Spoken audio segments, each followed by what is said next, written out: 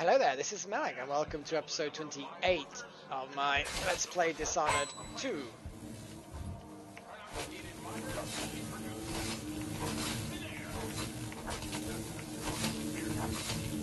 God, there's a lot of them!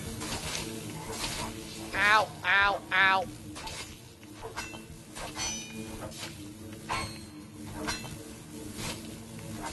Damn it, there's a lot of them!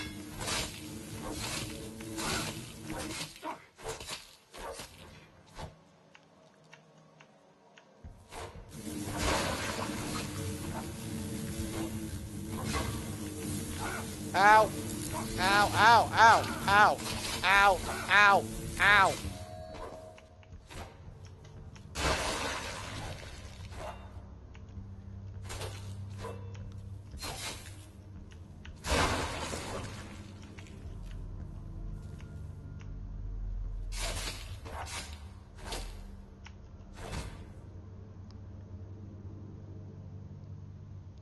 That was, a lot.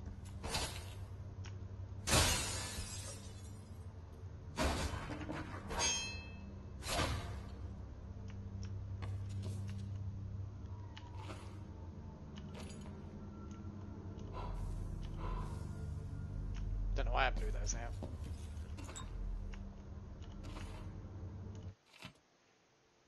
I heard the noises again last night, but I won't open that trunk. Not with him in here. No, not with him in there. I can't even stand to look at it. I'm going to go back to our apartment isn't a possibility since the Grand God sees the place. One little push shoved him harder than on 100 occasions, but he hit his head, and the life went out of him. The plonker. Never was any good since the day I married him. After he was gone, at first it was alright. More food for me anyway. And things started to get putrid.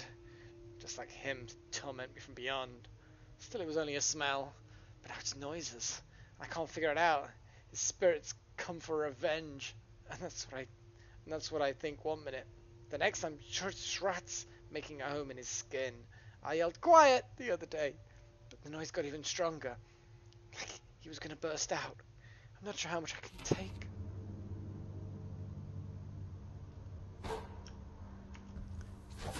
It's a flying time. So basically, yeah. Abusive husband? Maybe she was the abusive person. I don't know. Nah, because she said about so many times having shoved him. But he died accidentally. She concealed him. Flies. So many flies.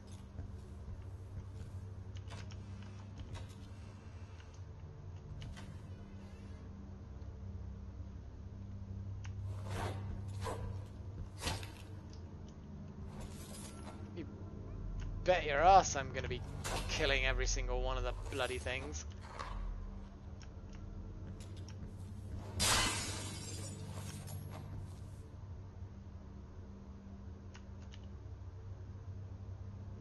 Oh, they've sealed the doors.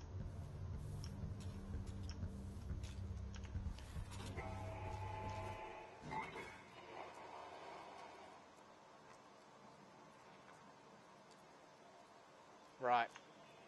I'm gonna check out the other blood fly infested place. Because, you know, that's a plan that can't go wrong.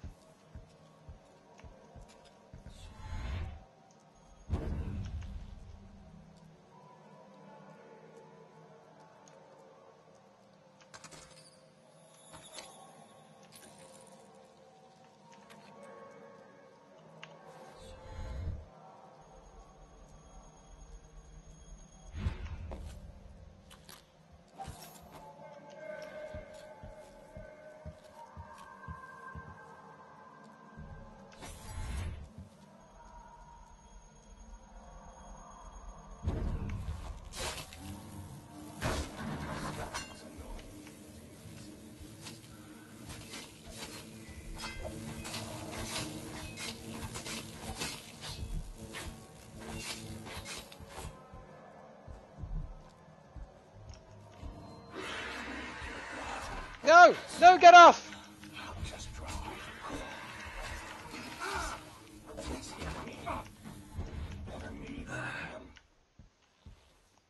Right. That looks like a better option. That looks like a much better option to me. Oi, flies! Come get some. So, maybe there's something like really flammable over here. Empty bottle, empty bottle, empty bottle. Soda. What kind of bar is this on the roof that's not got anything strung? Maybe I should just throw the bottles at them. I think it killed one.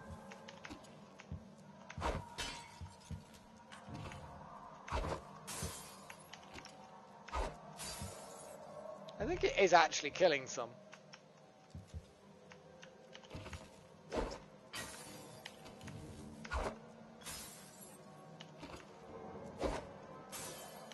Okay. Doesn't look like it's hitting any now. I think I've actually just imagined it.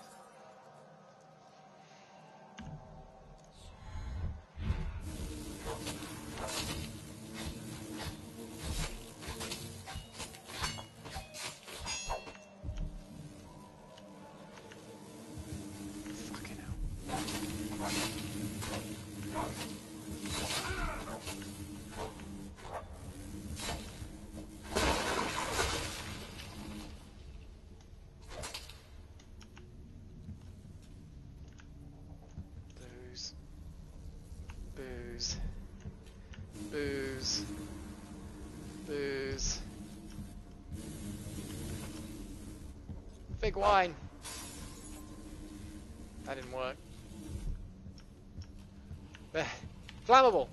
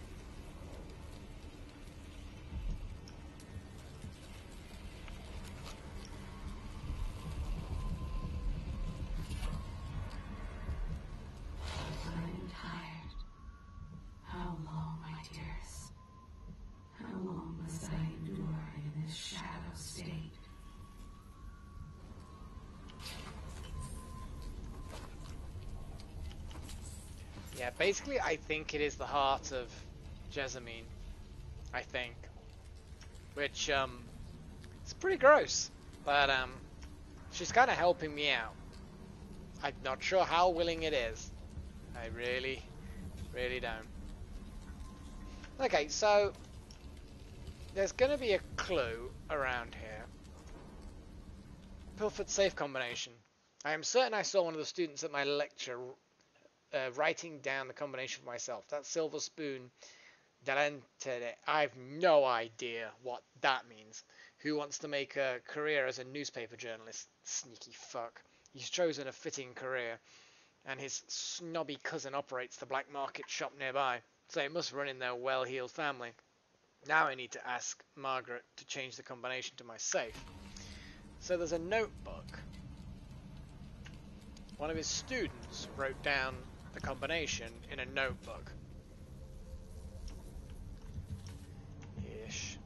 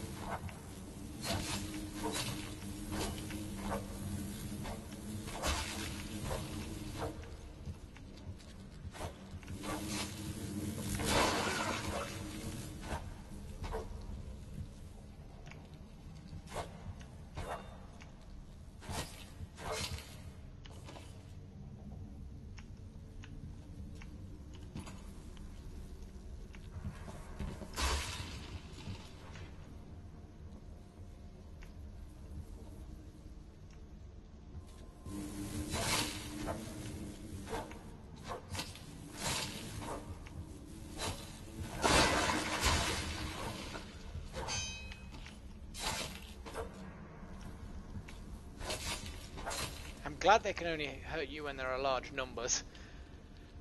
Oh, these bloody things. They're not too bad an opponent, but yeah. Okay, let's see if I can spot a notebook.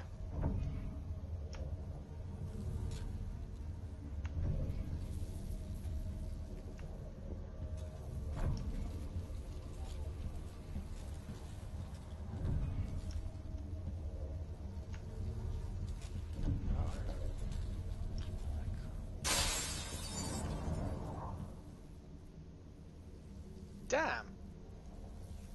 Well, I was hoping that there'd be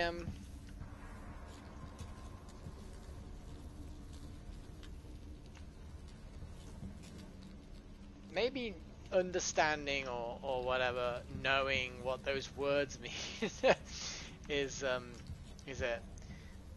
I mean, there's boards here, there's blackboards, which implies to me that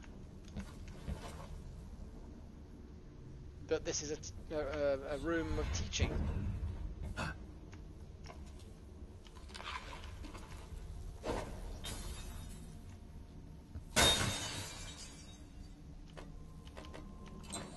No, wrong button. That's the right button.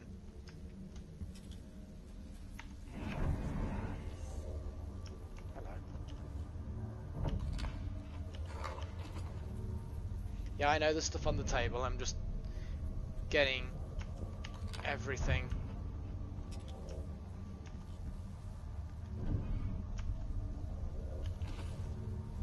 Okay. That didn't Traditional Sir Conan songs. Hey, come on, these are always good. The Calling of the Endless Sea. Okay, I think I haven't read this one before. On the furthest reaching pier I was abandoned, as the vessel fled the port, leaving me with only warm winds, looking upon foamy wake of regret. The undulating dancers and the taste of Tivian wine couldn't overcome my recollection of the ocean and its swaying whispers. Even now the excited cries of my homecoming children leave me unmoved and weary, longing for the lament of the deep ones and their inscrutable mysteries. I carve through the umberwood forests, and I bleed the mountain's silver veins, yet no purse overflowing with coins pays enough to slake my thirst for the salty depths. I'm no Aracas nor lord, no overseer or well-versed scholar, but I'd burn all their tomes and melt down their precious crowns to be young again, back in the endless sea. Yes, we have read that one, but you know, it's not a problem. I don't think you guys really mind. Okay, so up here. Hang on, how did they get up here? Door.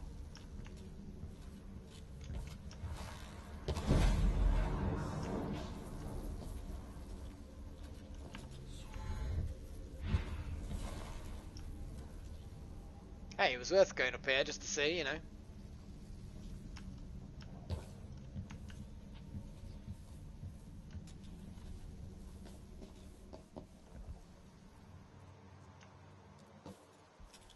Damn it.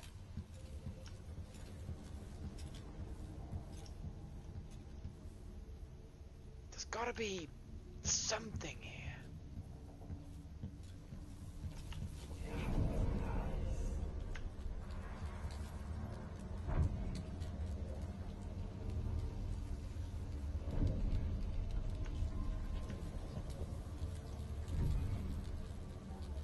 It's no good, is it?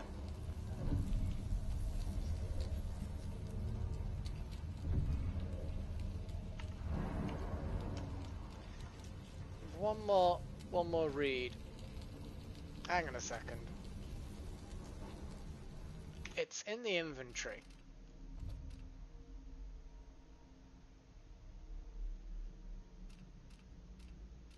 Law and maps, would it be? Safe combination. One of the students at my lecture,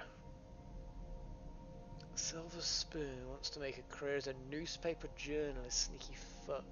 Fitting career. Operates the black market shop nearby. Oh, I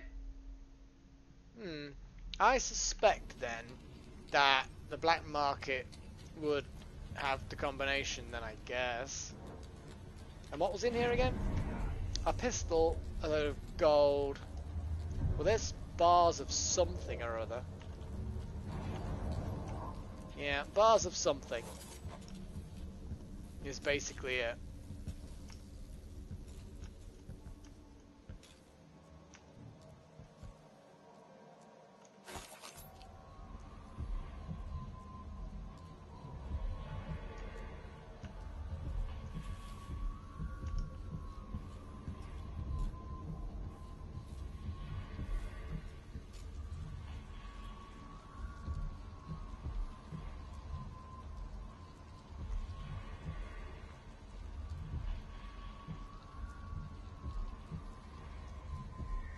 Oh yeah, we know what that room is about.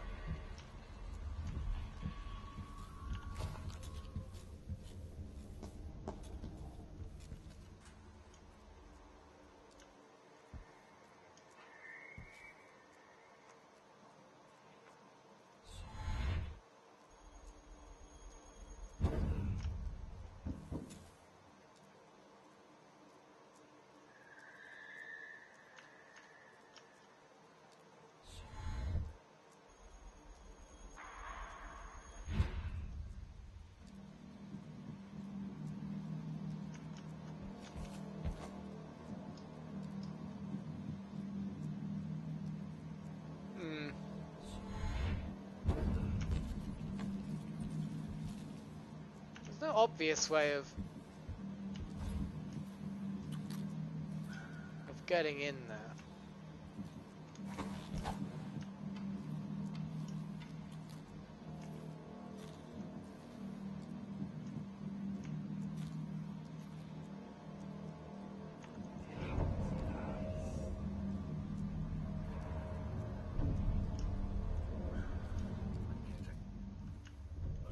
Disgusting.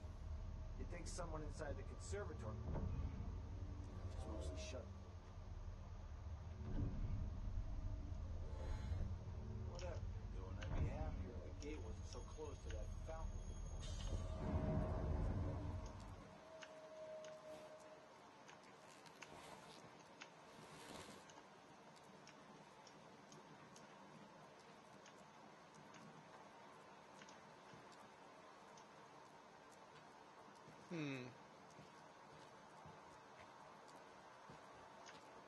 Uh-oh. I thought I saw someone right here. Let's check the place just in case. So let's...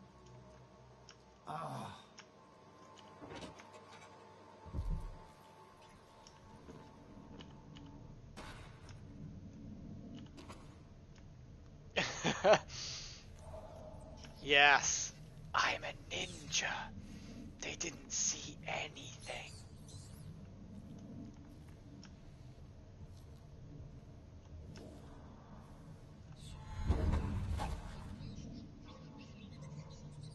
Yeesh.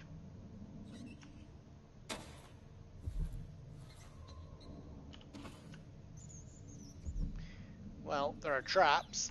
Well, there were traps.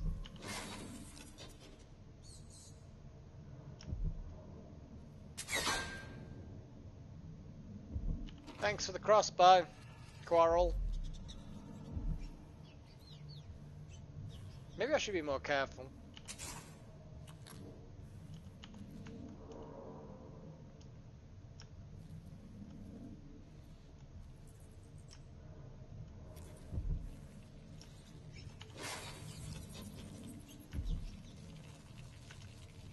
It's a lot of rats.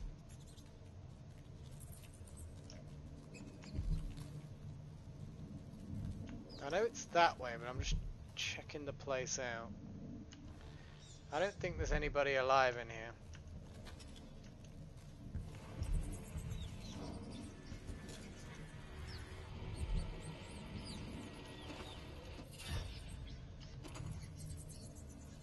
Hello. I have one of those golden blueprints. They're like really rare ones or something, aren't they? Nice. And apparently, someone's targeting that. opportunity. Hello. Oh, I need more of those spring razors. Okay, here's my opportunity to see what happens. Nope. Of course, yeah.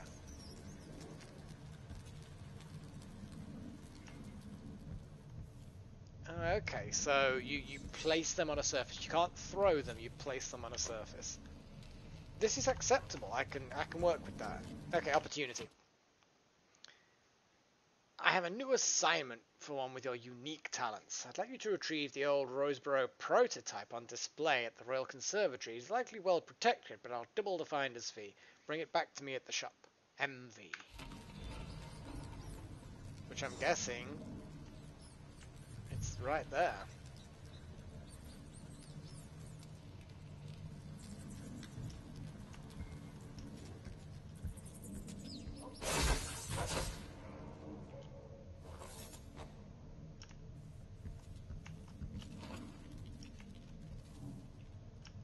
I won't kill all the rats, I just didn't like that number.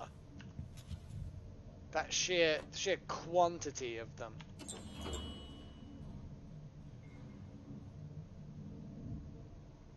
You get too many of them in one place and they, well, they cause trouble. A lot of kind of agonizing death type trouble.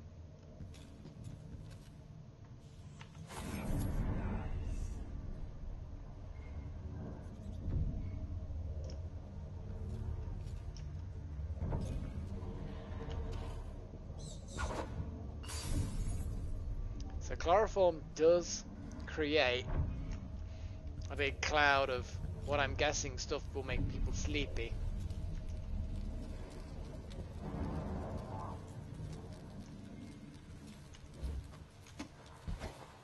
Oh, hello. Look at that. That looks like a sneaky way in.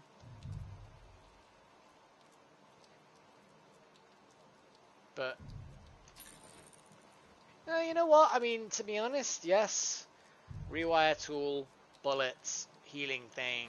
I may very well be full of healy things anyway, so yeah. May not actually be anything worthwhile me getting.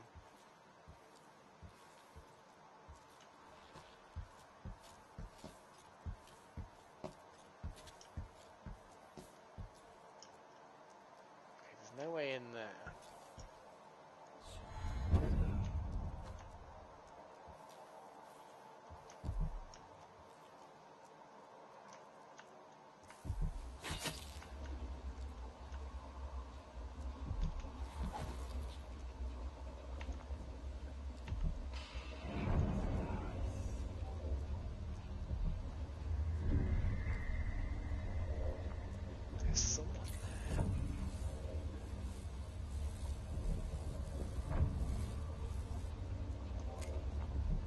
I need to find out how a sword through the heart wasn't enough to kill our new Empress, Delilah.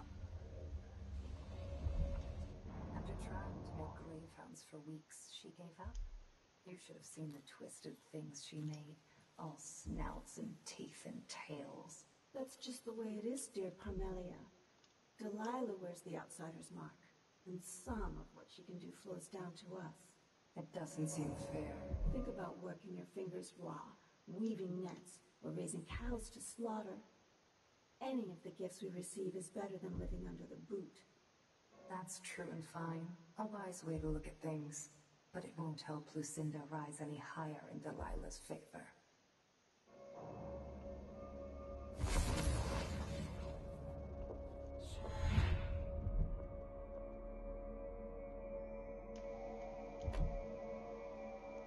Do not like those bitches.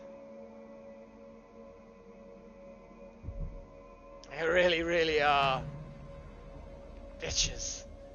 Just so Okay, now I'm jumpy. Seeing things in the shadows, hearing things in the wind. I don't know whether you're necessarily just seeing things. Hello.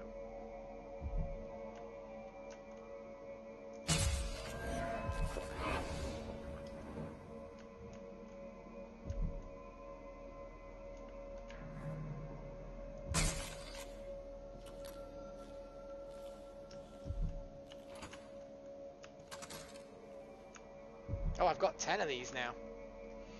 Yeah, you see these bitches? They do not have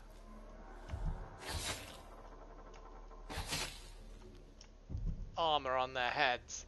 So I'm guessing a nice quarrel to the skull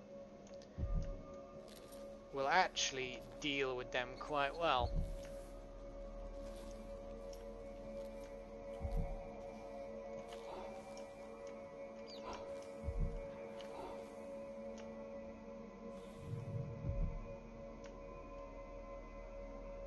Well, she's turned the whole conservatory into a witch's coven.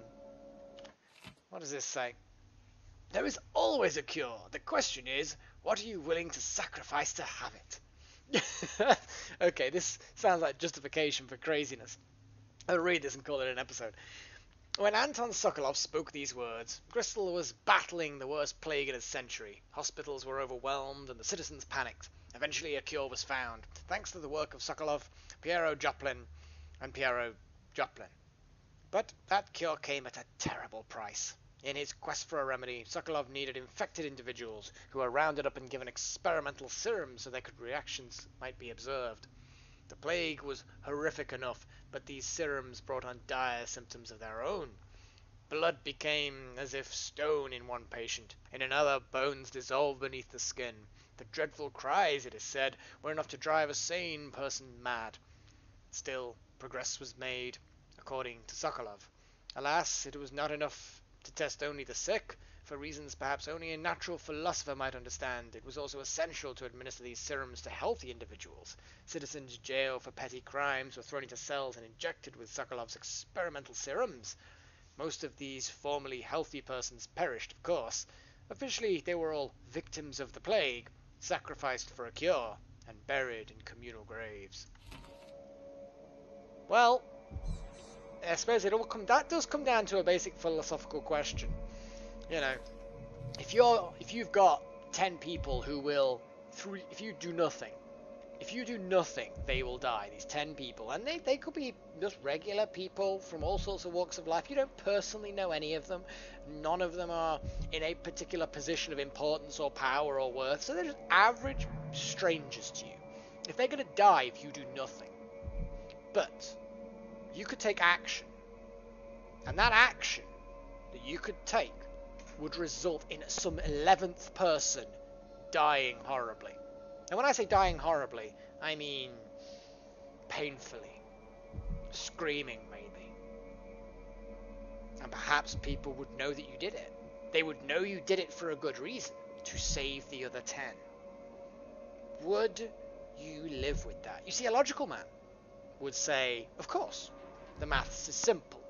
10 lives saved for one death. But the human mind does not work that way. The human mind is not maths, it is not numbers. Ultimately, it will weigh up the fact that if you had done nothing, it wasn't your fault that 10 people died. But if you do something, you've killed someone who otherwise would have lived. You see, in many people's eyes, killing a person has a greater magnitude than the saving of a life. Something for you to think about until next episode. Until then, fare thee well, and cheerio.